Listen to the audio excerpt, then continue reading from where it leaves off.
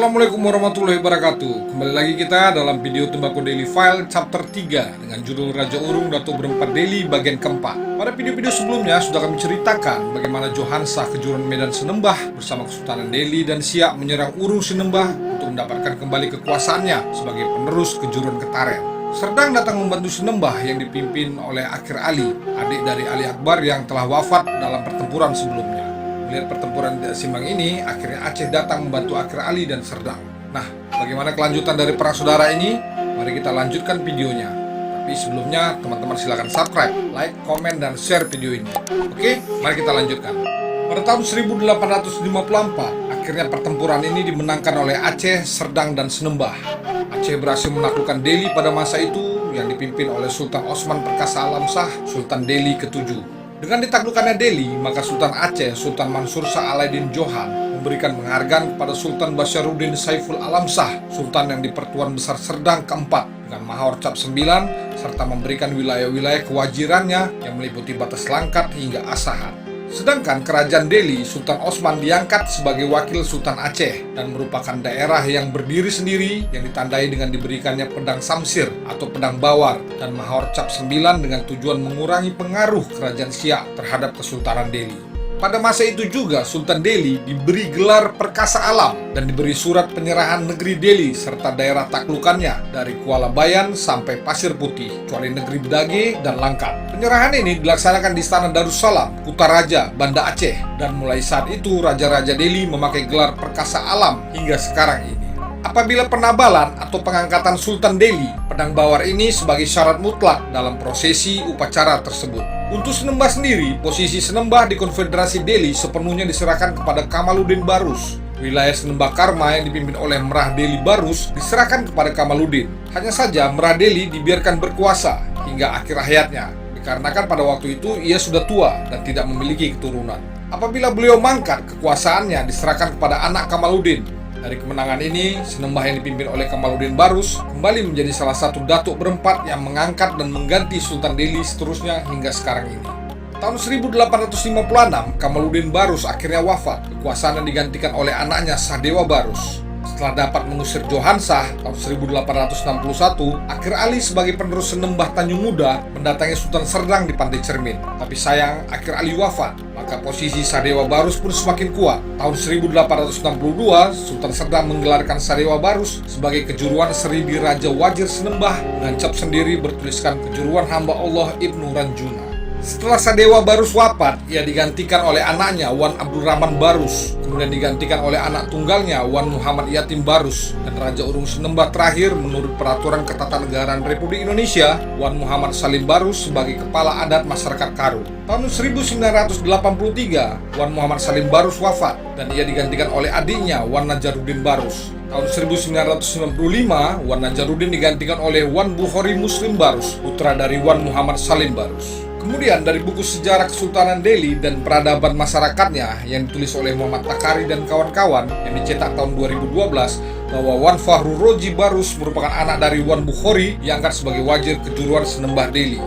Dan pada tanggal 13 Oktober 2013, Wan Haider Barus diangkat menjadi Raja Urung Senembah kelima oleh masyarakat Karo Urung Senembah. Wan Haider Barus adalah putra Wan Heaven Barus, cucu dari Wan Abdul Qadir Barus, cicit sulung Bahar Barus, dan uyut dari Ali Akbar Barus, penerus tahta kejuruan Senembah Tanjung Muda. Ibunya adalah Tengku Fatihah Nasrun, anak dari Tengku Nasrun yang merupakan kemenakan dari Sultan Sulaiman Sariful Alam Shah, Sultan Serdang.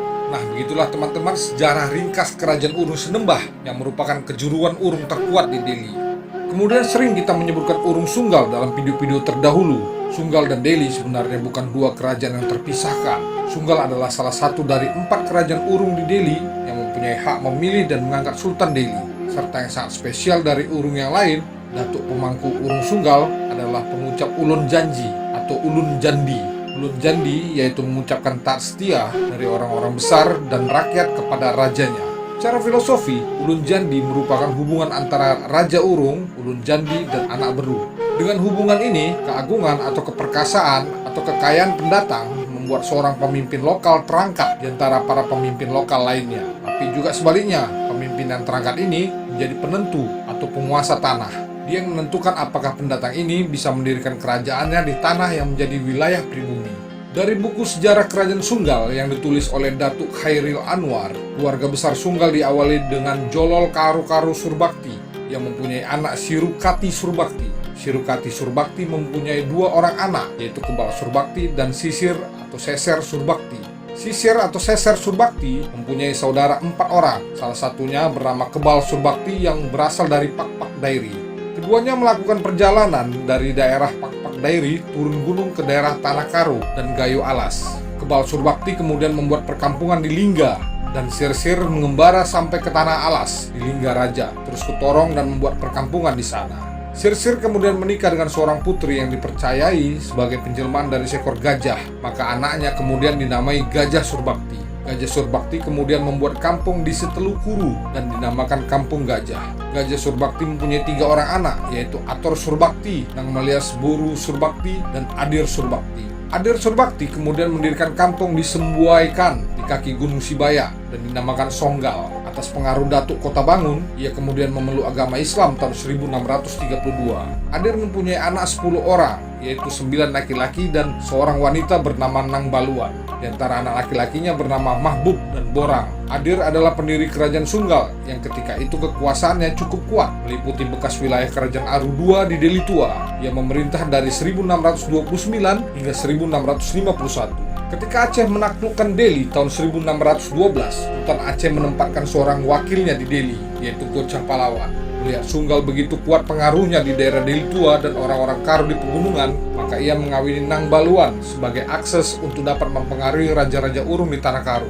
Dan sebagai hadiah perkawinan diserahkan Raja Urung Sunggal jalur wilayah yang terletak di tepi pantai antara Kuala Belawan dan Kuala Percut sebagai daerah yang diperintah langsung oleh Deli. Secara ketatanegaraan, Deli setara dengan wilayah-wilayah Urung, tapi karena Deli menguasai pantai dan muara-muara sungai yang vital bagi impor dan ekspor hasil bumi, ditambah posisi Gocah Pahlawan sebagai wakil Aceh di Deli, maka posisi Deli akhirnya menjadi lebih menonjol. Pada masa itu dibuatlah kesepakatan yang dinamakan Konfederasi Deli di Belawan. Hasil dari konfederasi ini adalah pertama, Sri Paduka Gocah Pahlawan dan kemudian keturunan-keturunannya Raja-Raja Deli bertindak sebagai yang di Pertuan Agung dan arbiter, hakim tertinggi yang memutuskan semua sengketa keluar dan ke dalam.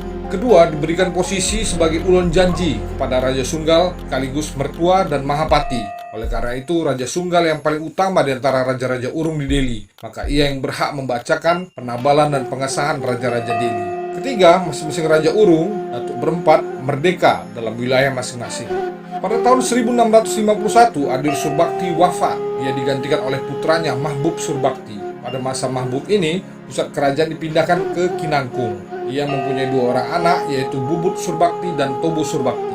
Mahbub Surbakti memerintah dari tahun 1651 hingga 1667, yang kemudian digantikan oleh anaknya Bubut Surbakti. Surbakti memerintah Sunggal dari tahun 1667 hingga 1792. Ia memindahkan pusat kekuasaan ke Tanjung Selamat. Surbakti mempunyai 2 orang anak, yaitu Andan Surbakti dan Nang Sermaini Boru Surbakti. Nang Sermaini menikah dengan Tuanku Amaluddin Panglima Mangendar Alam, Raja Deli ke-6.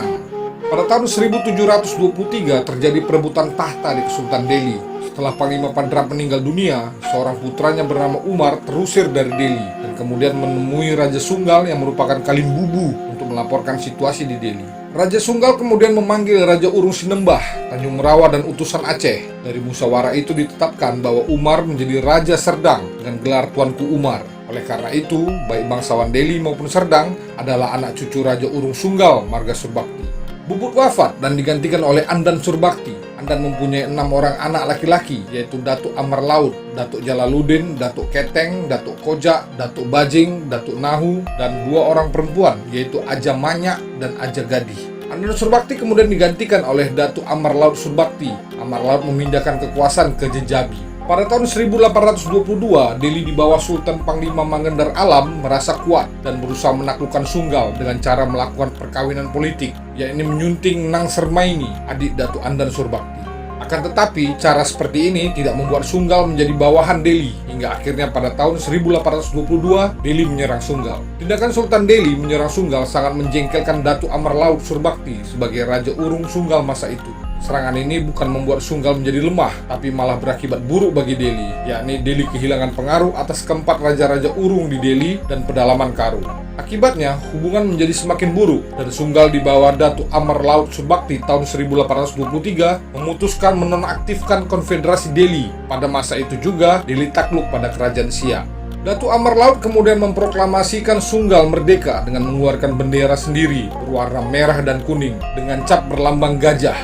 Dari buku John Anderson, Mission to East Coast of Sumatra in 1823, dijelaskan bahwa dalam pertemuan Datuk Amar Laut dengan John Anderson di Sunggal, Datuk Amar Laut yang telah berusia 45 tahun itu ditemani ketiga putranya, yaitu Datuk Abdullah Ahmad Surbakti, Datuk Abdul Jalil Surbakti, dan Datuk Muhammad Dini Surbakti. Dari pertemuan itu, Datuk Amar Laut menjelaskan bahwa ia baru saja selesai berperang melawan Sultan Delhi dan ia menyalahkan tindakan Sultan Delhi. Ia merasa tidak senang dengan Sultan Delhi. Oleh karena itu, meski telah ada perdamaian, menurut Anderson, konflik akan kembali terjadi antara Sunggal dan Delhi.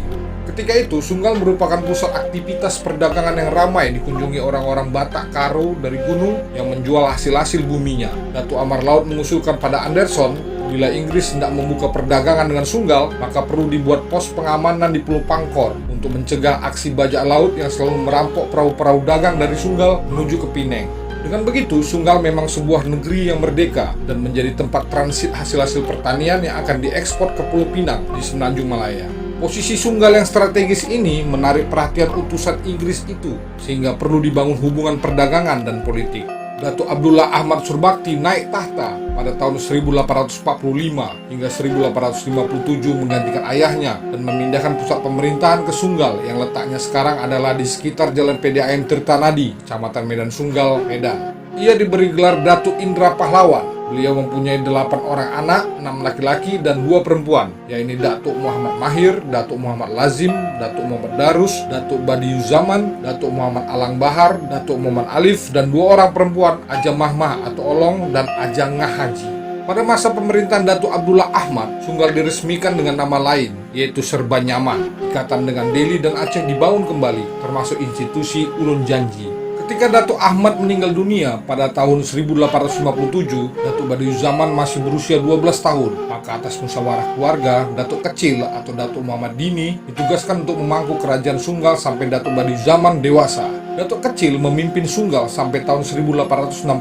Datuk Badiuzaman Surbakti diangkat menjadi Raja Sunggal atau Serba Nyaman pada tahun 1866 dengan gelar Datuk Sri Diraja Indra Pahlawan sampai tahun 1895. Ketika Sultan Delhi menyewakan tanah-tanah subur di daerah Sunggal bagi kepentingan industri perkebunan atau pemerintah kolonial Belanda, maka hubungan Delhi dan Sunggal kembali memburuk. Pertumbuhan perkebunan asing yang semakin banyak dan banyak pula tanah-tanah subur urung Sunggal dipergunakan dan tanpa melibatkan Datuk Sunggal dalam urusan sewa tanah. Oleh karena itu, pada bulan Desember 1871, Datuk Badiuzaman Surbakti sebagai Raja Urung Sunggal Serba Nyaman beserta seluruh kerabat dan orang-orang dekatnya, termasuk orang-orang Batak Karo dari pegunungan, mengadakan rapat di sebuah kebun lada. Rapat itu dihadiri oleh Datuk Kecil, Datuk Jalil, Datuk Sulong Barat, Namung Surbakti sebagai komandan pasukan Karo dari pegunungan, dan Tuanku Hasim mewakili Panglima Nyak Makam sebagai komandan Laskar Aceh Alas Gayo.